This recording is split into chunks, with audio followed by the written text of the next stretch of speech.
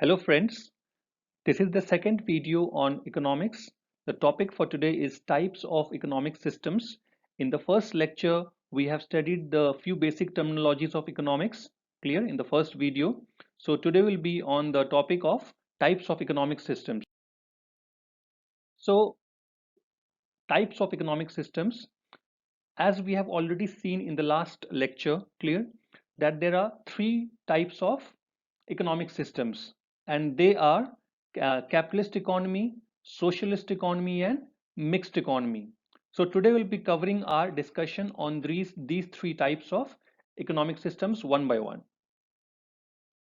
Now, first is the capitalist economy. Clear? This capitalist economy is also known as market economy. Different name for it is market economy. Many a times it is also referred to as the free economy. Free economy. Clear? And this capitalist economy, the ideas for this originated in the Adam Smith's book, that is an inquiry into the nature and causes of wealth of nations, which he wrote in 1776. So Adam Smith, most of us have already heard about him. He was a Scottish economist and famously known as father of economics and also father of capitalism. Clear?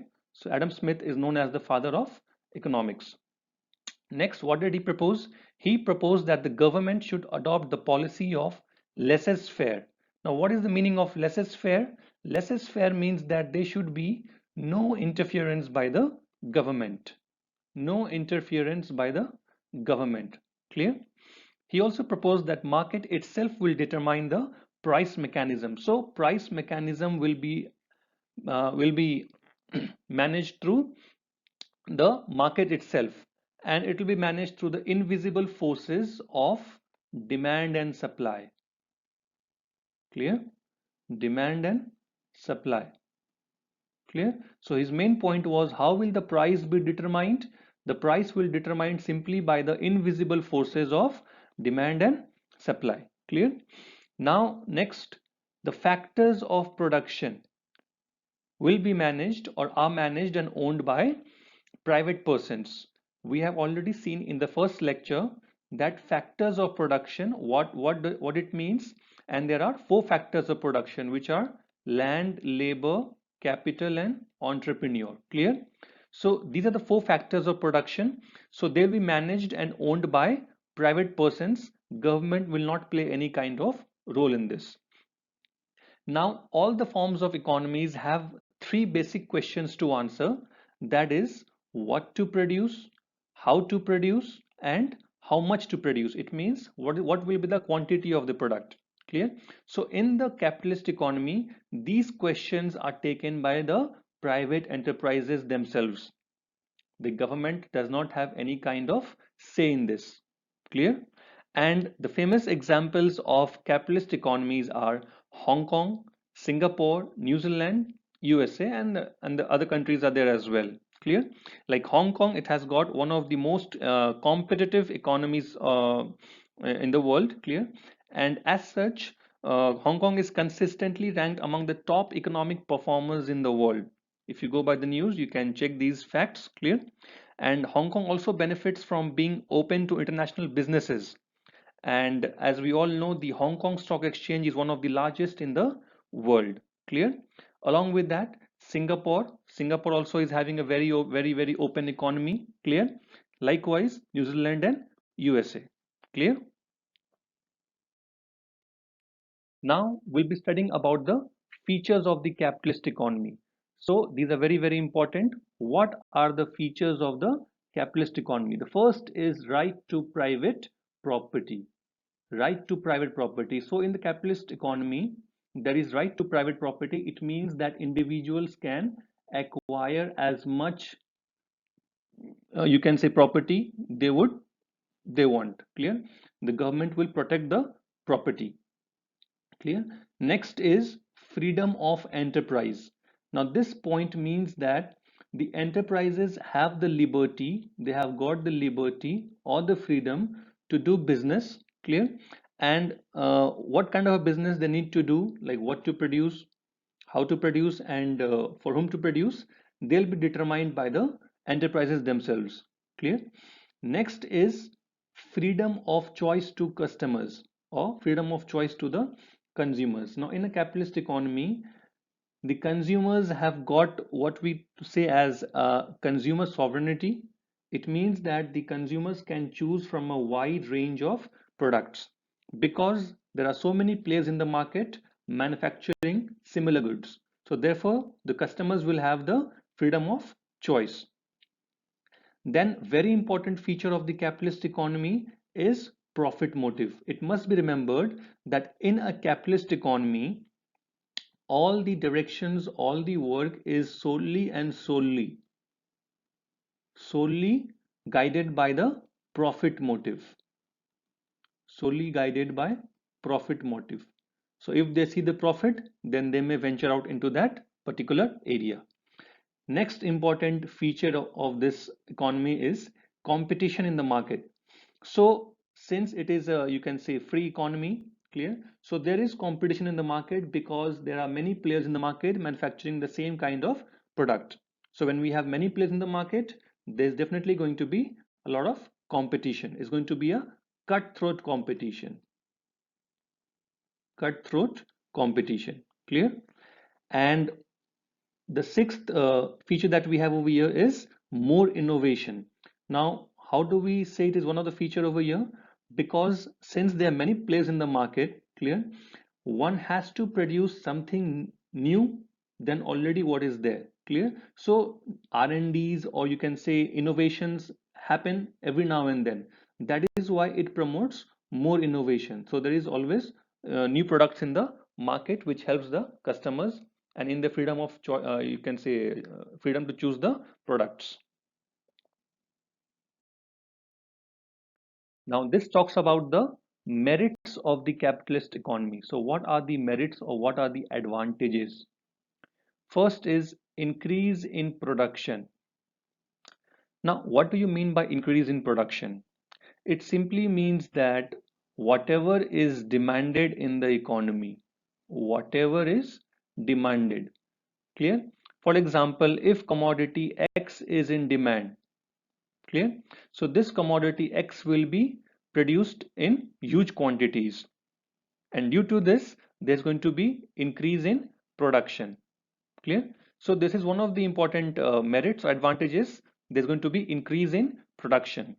Next, we have better quality goods or services. Again, similar traits following over here. Now, better quality goods, it means over here that again we are having many players in the market, clear? So since there are going to be many players, the consumers will have a lot of choices before them. So they will only go for the products which are having better quality, clear? So in the race for providing the best quality goods and services, the consumers will be on the you can say on the beneficial side, clear? So that is why better quality goods or services are available to the consumers. Next, we have got optimum use of resources. Optimum use of resources means the best possible use of the available resources. Now over here, the resources that are available in the economy in the country, they can be put to the optimum use or to the best use, because there's going to be very less wastage in the production process, clear? Because of the competition, there's going to be optimum use of the resources. Next, we have got employment generation, clear? So if there is more kind of production, clear, more competition, definitely there's going to be more and more employment generation in the economy, clear? Next is consumer sovereignty, which we have already discussed. Consumer sovereignty means that the choices that are available to the consumers, the choices that are available,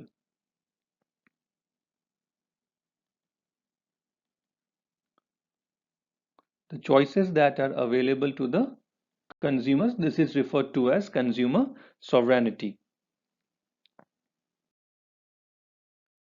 Now, this slide talks about the demerits of the capitalist economy. Now, first demerit we have over here is income inequality. Clear? Now, what is income inequality in this sense?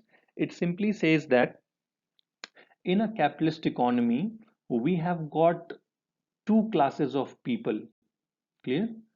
One, the capitalists, the business persons who have got their businesses, their ventures. Clear? And on the other hand, we have got the labor class or the working class. The working class, and these are the capitalists. Clear?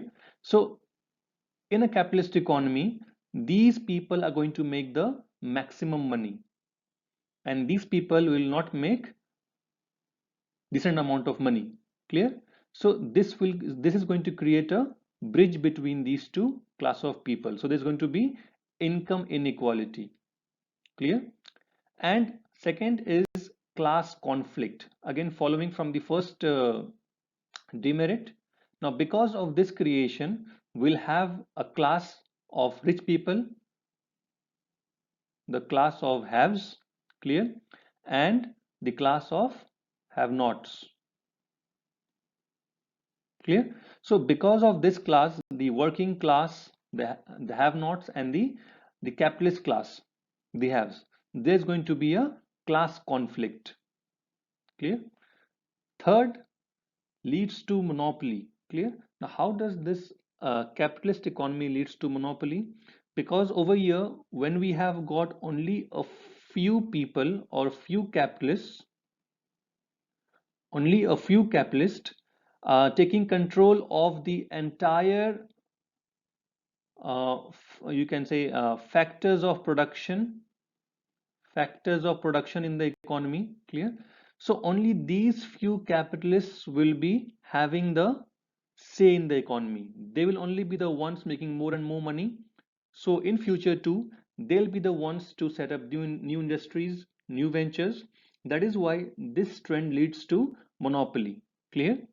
Next, we have got exploitation of labor.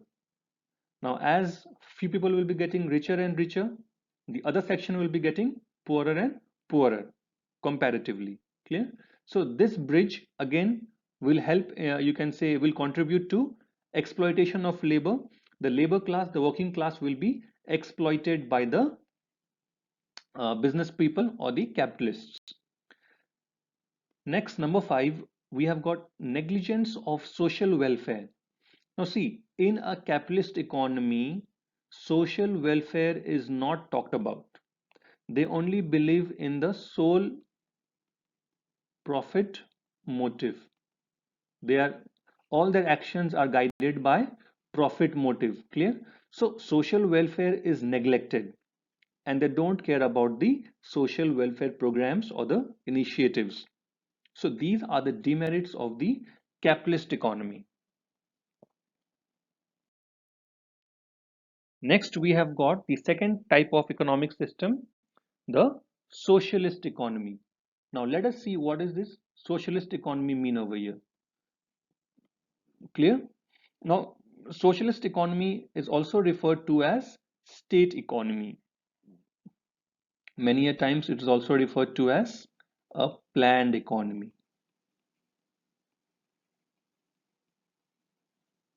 Planned economy. Clear? So state economy or planned economy, or we can say socialist economy. Now we have got so many you can say philosophers, economists who have given the theories of a socialist country or socialism, we can say. And one of the prominent figures among them was Karl Marx, who gave his ideas or theories on socialism. Clear? So we'll be studying what was told by Karl Marx. So factors of production. Again, we have already studied factors of production: land, labor, capital, and entrepreneur. Clear? So in factors of production, they'll be controlled by the government. So it's going to be government control.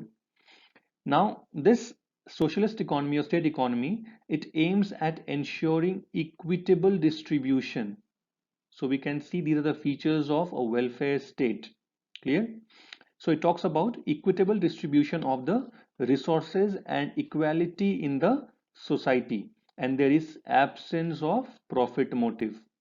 So what they are focusing on? They are focusing on equitable distribution of resources and equality in the society. They're talking about the social welfare. So social welfare comes first, and their actions are not guided by profit. Their actions are guided by the social welfare. Clear? Now see, socialism is a type of command economic system. We can also say it is a command economic system. Clear? The state also engages in central planning. Like for example, in India, we had the planning commission making the plans for India. Clear? Now we have got replaced. It is replaced by Niti Aayog. Clear? So production of the goods and services as well as their prices and distribution are centrally controlled by the state. A very, very important, you can say, feature of the socialist economy. The production of the goods and services as well as the prices and distribution are centrally controlled by the state. Clear? And we'll see the examples over here. The five Nordic countries, that is Norway, Finland, Sweden, Denmark, Iceland, have strong socialist systems. They have got strong socialist systems. Now, China, most of us write the example of China as a socialist state, but China is an example more of a communist state. Now, there may be a question for most of us, like what is the difference between socialism and communism? Clear? There may be a question for most of us, socialism and communism. And moreover, Karl Marx had used these two terms interchangeably. So it's people argue the difference between these two terms, but the difference is socialism and communism are similar. However, in communism, we can say when socialism is practiced in a very strict sense, higher degree of strictness is there. Clear? That amounts to communism. Clear? So China can be an example of a communist state. Now, features of a socialist economy. So first feature we have got is collective ownership. Why it's so? Because the factors of production are collectively owned by the public or collectively owned by the state. Clear? So factors of production are owned by the public or the state. So that is called collective ownership. Now, absence of consumer choice. So, like what we have seen in the capitalist economy, the consumer had got the consumer sovereignty. But over here in the in the socialist economy, there is absence of consumer choice. Why so? Because the economy will only produce those goods and services which are required for its people and those that will serve the, you can say, common good. Next, we have got minimum role of price mechanism. Clear? Like in capitalist economy, what we had seen that it was entirely based on the market forces of demand and supply, and that is how price mechanism was determined. But here there is minimum role of price mechanism because who sets the price? The state, the government. The government will set the price. Clear? Next, the motive in socialist economy is service motive. Clear? What we had seen in capitalist economy was profit motive. Clear? So all their actions and all their you can say ventures will be based on service, on the welfare of the people. Next we have got central planned authority. So this is also one of the important features. Like central plan authority, we can say uh, like for example, like in India we had the planning commission making the plans in India, the famously by name of 5-year plans. Clear? Now we have got the Niti Aayog, isn't it? Clear? So these kind of bodies are making the plans for the entire economy. Clear? So the economy is, we can say, a kind of a centrally planned economy, and we have got an authority for it in different countries. Like in India, we had the Planning Commission, now the Niti Aayog. Now, relatively equal income distribution. Now, see, relatively equal income distribution. Why so? Because over here there is absence of profit motive. Clear? There is absence of profit motive, and there is what? There is service motive. Clear? So that is why it is said relatively. mark this word, it is relatively there's going to be equal income distribution. So the inequality is going to be very less.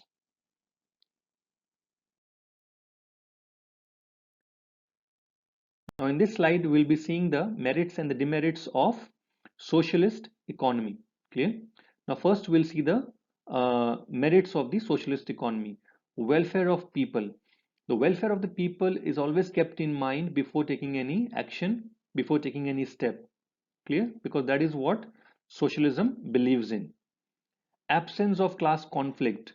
Unlike capitalist economy, where we witnessed class conflicts, in the socialist economies, there's going to be absence of class conflict because there's going to be equitable distribution of wealth. Because there's going to be equitable distribution of resources in the country. Clear? And again, we have got absence of labor exploitation, because since the number of rich people and the number of poor people, clear, there will be very less number of the rich people and the very less number of people who will be extremely poor. Clear? So there's going to be absence of the labor exploitation. So these people cannot exploit these people. Clear? Because there is no class as such. The class which we had seen was created in the capitalist economy. In the capitalist economy, we had seen the capitalists and the working class. Clear? So the capitalists could exploit the working class. But in the socialist economy, there is absence of labor exploitation because there is absence of these two classes. Next, we come to the demerits. Now, demerits, first we have got the rigid economy. Now, what is the meaning of rigid economy? Rigid economy means that economy which does not change that easily. Clear? Because systems are set over here. Clear? The factors of production are employed for the same purposes for years and years. So that is why we have got a rigid economy, and they are not likely to try out new modes of production or new techniques of production. Clear? That is why it is known as the rigid economy. Lack of consumer sovereignty. Why so? Because there's going to be less number of products in the market, because the market will only produce those goods which are serving the welfare of the people. Clear? Therefore, less number of products, it means there is lack of consumer sovereignty. Clear? Next, we have the demerit of socialist economy, bureaucratic control.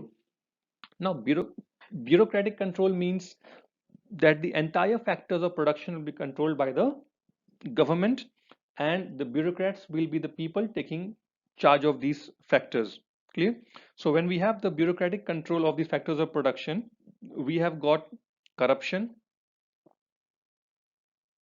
red tapeism. Red tapeism means delay in decision making. Clear? So because of the bureaucratic control, there's going to be corruption, there's going to be red tapeism. Clear? And moreover, the bureaucrats are not the specialized persons to think about the economy. Clear? So that is why it's one of the, you can say, demerit of the socialist economy, because entire means of production, the factors of production are in the bureaucratic control. Now, the third and the last type of economy that we have over here is mixed economy. Clear? And what is mixed economy? In short, it is the mixture of both the capitalist economy and the socialist economy. So let's see. This system originated from the ideas of John Maynard Keynes in his book General Theory of Employment, Interest and Money, which he wrote in 1936. Now, this system proposes the existence of public and private sector together. So this system, this form of economy talks about the coexistence. It talks about the coexistence of the public and the private sector. Clear? And under this system, capitalism and socialism thrive together. Thrive together means they are coexisting. Like for example, India, we are having the mixed economy, France. In fact, all the major economies of the world today are mixed economies. Even USA is a mixed economy, Germany is a mixed economy. Clear? Even rather China, we can say, is also a mixed economy. Clear? So why the reason is that it just depends on the degree of, you can say, the combination of the private and the public participation. Clear? Like few countries are having a lot of private players in the market, and few countries are having very less private people in the market. So depending upon the degree, the forms may be different, but ultimately they are all mixed economies. So all the modern economies today are examples of mixed economies. The only thing which matters is the degree of the coexistence of the public and the private sectors. Now, features of the mixed economy. So we have got the coexistence of the private and the public sector. Clear? There's going to be private ownership as well. There's going to be public ownership as well. Like for example, in India, we have got existence of private plus public. Clear? So the public sector, you can say, is reserved for certain key areas.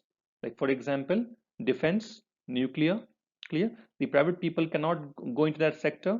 It is reserved for the state. Next, we have got freedom of choice to consumers. Clear? So it's a kind of a, you can say, mixture showing more of a capitalistic economy feature. So there is going to be many products in the same range.